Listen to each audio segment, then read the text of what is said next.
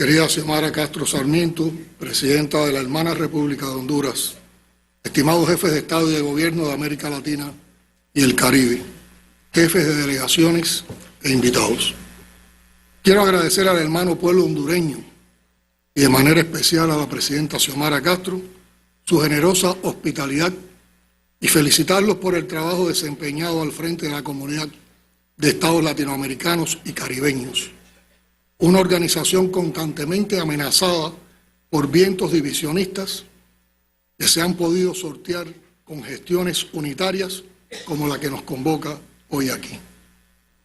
Creo que nunca antes fue tan visible y urgente para los pueblos de América Latina y el Caribe la necesidad de andar en cuadro apretado como la plata en las raíces de los Andes, adelantada advertencia de José Martí, quien vivió en el monstruo, conoció sus entrañas y comprendió, como Bolívar, que solo la unidad nos salvaría. Las acciones emprendidas por el actual gobierno de Estados Unidos desafían el multilateralismo y el derecho internacional, al desconocer principios básicos como la convivencia pacífica y la igualdad soberana entre los estados. Como Cuba ha venido advirtiendo con preocupación en sucesivas reuniones, la actual administración estadounidense está conformando una agenda agresiva marcada por el unilateralismo en temas de migración, narcotráfico, comercio internacional y cambio climático, entre otros, a lo que se suma ahora el intento de controlar nuestras relaciones con socios extrarregionales. El gobierno de Estados Unidos amenaza y pretende legitimar la imposición de medidas coercitivas unilaterales sin respeto al ordenamiento de los demás países. Procura convertir el chantaje, el acoso y la manipulación política en prácticas habituales contra nuestras naciones. Las deportaciones de inmigrantes, muchos de ellos hacia cárceles de alta seguridad con bajos métodos, están ocurriendo de forma indiscriminada, sin respeto al debido proceso, sin demostración de culpabilidad y en condiciones duramente represivas. Esas prácticas constituyen abusos inaceptables de poder y violaciones de los derechos más elementales de ciudadanos latinoamericanos y caribeños.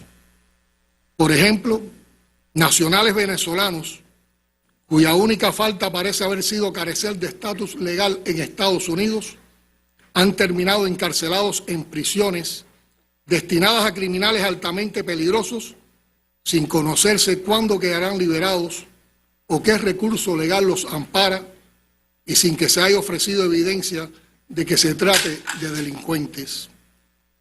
La base naval, situada en territorio cubano ilegalmente ocupado en la provincia de Guantánamo, ha vuelto a emplearse para encarcelar migrantes, alto, brutal e ilegal, que amenaza la seguridad y la paz de Cuba y de la región. Se intenta igualmente controlar infraestructuras como el Canal de Panamá, cuya soberanía la ejercen los panameños. Este declarado retorno estadounidense a la doctrina Monroe solo puede ser enfrentado con unidad, lo que equivale a decir con una CELAC fuerte y cohesionada en torno a sus principios fundacionales y a su acervo histórico, breve aún, pero ya sustancial.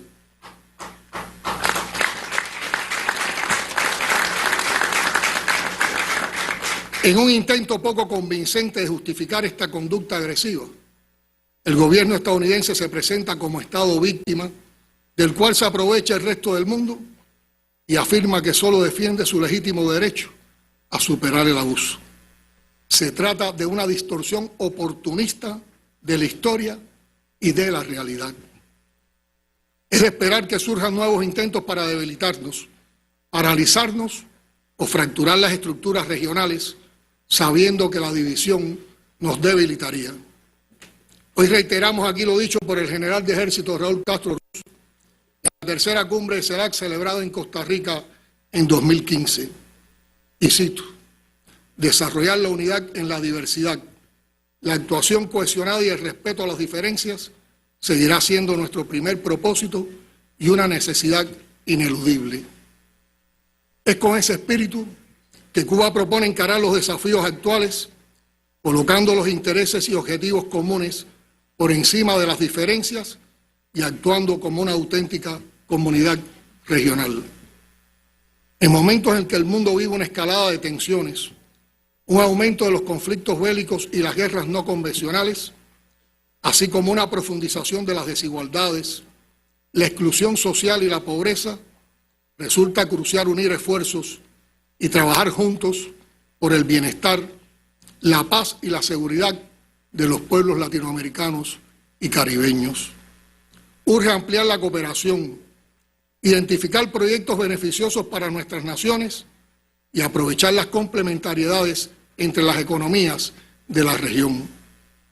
Para ello resulta imprescindible concertar posiciones, defender los consensos históricos de la comunidad e identificar visiones comunes en otros temas de interés para las naciones.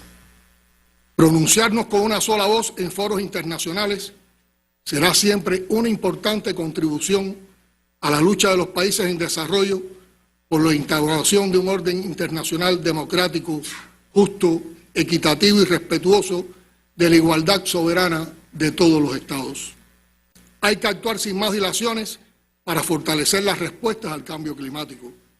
Lo decimos desde el golpeado Caribe, que sufre los efectos de huracanes cada vez más devastadores. Si los patrones irracionales e insostenibles de producción y consumo de las sociedades opulentas no cambian de manera urgente y significativa, no se podrá limitar el aumento de la temperatura media anual a 1,5 grados centígrados con respecto a los niveles preindustriales. Para algunos países, ese desafío significa la existencia misma. En nombre de un país que resiste por más de 6 décadas ya las consecuencias humanas y materiales de un bloqueo económico y financiero que se ha recrudecido en los términos más crueles, exigimos el cese inmediato de medidas coercitivas unilaterales contra países en desarrollo que violan los principios y normas del derecho internacional. Ese método criminal que busca echar a los pueblos contra sus gobiernos se ha ido extendiendo como práctica que contamina y enrarece las relaciones económicas internacionales, dado el poder casi absoluto del imperio sobre las instituciones financieras globales. Cuba conoce a fondo el costo de esa política que se ha endurecido de manera brutal en los últimos años. El gobierno de los Estados Unidos continúa empeñado en asfixiar al pueblo cubano, provocar inestabilidad política con su cruel e ilegal guerra económica y precipitar el derrocamiento por la fuerza del gobierno y el orden constitucional.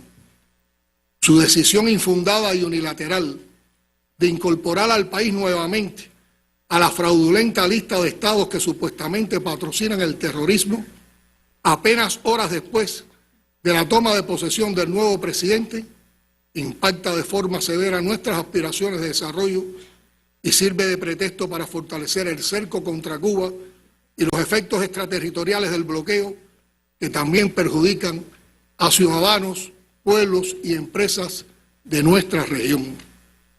A ello se suma ahora la infame campaña contra los programas de cooperación médica que Cuba brinda a más de 50 naciones, lanzando falaces acusaciones contra la labor solidaria de la isla y su positivo y significativo impacto en la vida de millones de personas en América Latina, el Caribe y el mundo. Las restricciones a las visas de cualquier persona en el planeta que apoye o se beneficie de dichos programas constituye un chantaje vulgar, una amenaza escandalosa y flagrante y una injustificada agresión. Esa nueva presión no solo pretende castigar a Cuba y la vocación altruista y humanista de sus profesionales, sino que refleja un absoluto desprecio por la salud de los pueblos y las comunidades que reciben los beneficios de los servicios médicos cubanos.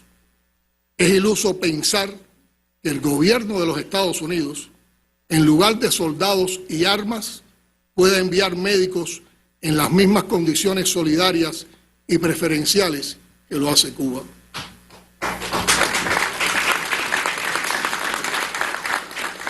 Cuba ratifica su voluntad de mantener la cooperación pactada con cada país que lo ha requerido, mediante acuerdos legales al amparo de las normas y la práctica internacional, la cual ha sido defendida con firmeza y transparencia, particularmente en las últimas semanas por las hermanas naciones del Caribe. Rechazamos en los términos más enérgicos las políticas criminales e inmorales impuestas por Estados Unidos contra el pueblo cubano y llamamos a las naciones aquí presentes a respaldar el legítimo derecho de Cuba a vivir y desarrollarse en paz, sin bloqueos ni campañas de difamación.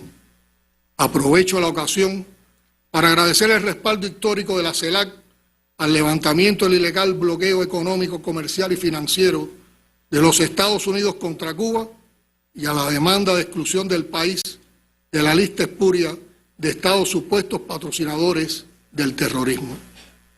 Estimados colegas, frente a las intenciones del imperialismo de recolonizarnos y atentar contra la integridad territorial de las naciones, la CELAC puede desempeñar un papel clave si nos pronunciamos con voz firme y unida en rechazo al uso y la amenaza del uso de la fuerza en la región. Honramos así el compromiso adoptado con la proclama de América Latina y el Caribe como zona de paz, paradigma para fomentar relaciones de buena vecindad entre nuestros países y de otros con la región. Ratificamos el más firme respaldo al gobierno de Venezuela, a su presidente Nicolás Maduro y al heroico pueblo bolivariano, cuya resistencia y voluntad soberana prevalecerán frente a las agresiones imperialistas. Reafirmamos el apoyo a Nicaragua y a sus copresidentes Daniel Ortega y Rosario Murillo en la defensa de su soberanía y autodeterminación ante los intentos de desestabilización e injerencia externa. Confirmamos el respaldo de Cuba a las naciones caribeñas en su derecho a recibir un trato justo, especial y diferenciado, así como una reparación por los daños del colonialismo y la esclavitud. Todo nuestro apoyo y solidaridad al hermano Estado Plurinacional de Bolivia en la defensa de la soberanía contra la injerencia estadounidense. Reiteramos igualmente el compromiso inequívoco con la autodeterminación e independencia de Puerto Rico, los esfuerzos de paz en Colombia y el derecho de Argentina sobre las Islas Malvinas, Sandwich del Sur y Georgias del Sur y los espacios marítimos circundantes. Favorecemos la paz, la estabilidad y el desarrollo en Haití y defendemos el legítimo derecho de su pueblo a encontrar una salida pacífica y sostenible a los históricos y a los nuevos desafíos que enfrenta. En este momento de dolor, traslado nuestras condolencias al pueblo y gobierno de República Dominicana y a los familiares de las víctimas. Y aquí, como en todos los escenarios donde actúa y participa Cuba, condenamos firmemente el genocidio contra el pueblo palestino que comete Israel, apoyado por las armas, los fondos y el veto de Estados Unidos en Naciones Unidas al amparo del silencio cómplice de otros. Apreciamos el mensaje alentador y de apoyo extendido por el compañero Xi Jinping, presidente de la República Popular de China, a la celebración exitosa de esta cumbre.